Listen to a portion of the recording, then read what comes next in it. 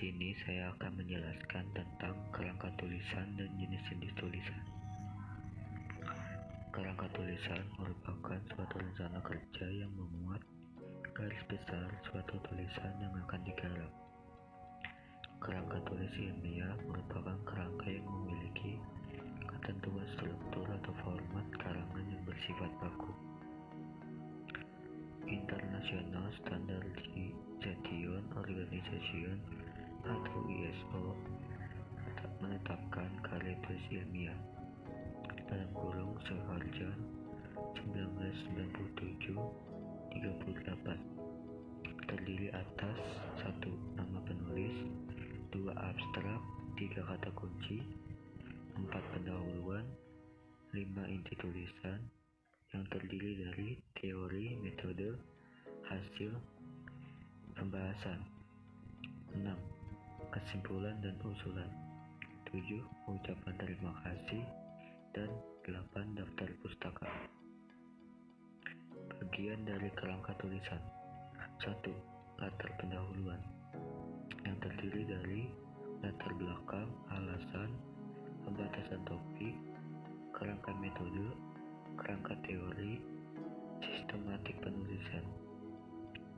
Yang kedua, bagian isi yang terdiri dari menyusun gagasan, pembahasan secara sistematis.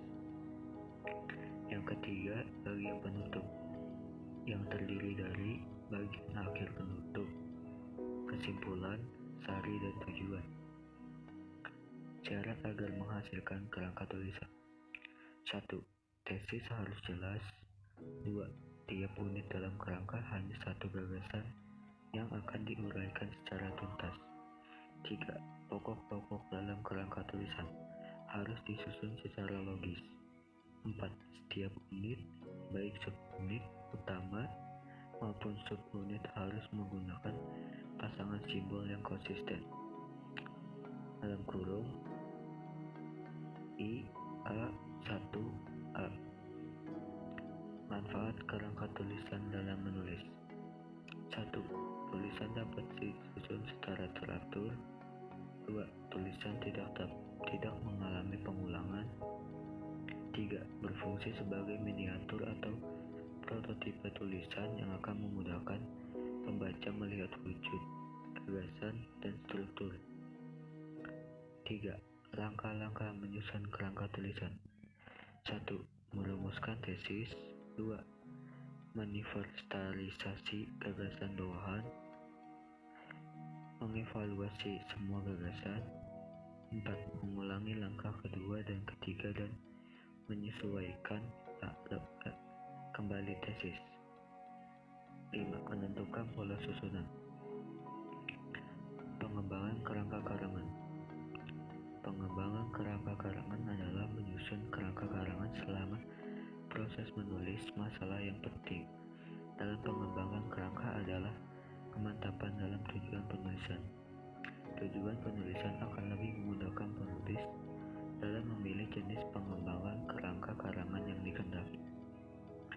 Pengembangan kerangka tulisan logis dapat dikelompokkan menjadi 7, yaitu pengembangan klimaks, anti-klimaks, pengembangan umum khusus atau khusus umum, pengembangan perbandingan dan pertentangan, pengembangan sebab akibat, pengembangan pemecahan masalah, pengembangan familiaritas, pengembangan akseptabilitas.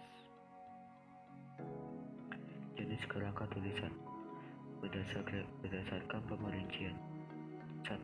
Kerangka tulisan sementara non formal, yaitu kerangka tulisan yang masih berubah sesuai dengan proses baik pada saat dirujuk kembali pada tesis maupun pada saat proses penulis sedang berlangsung. 2.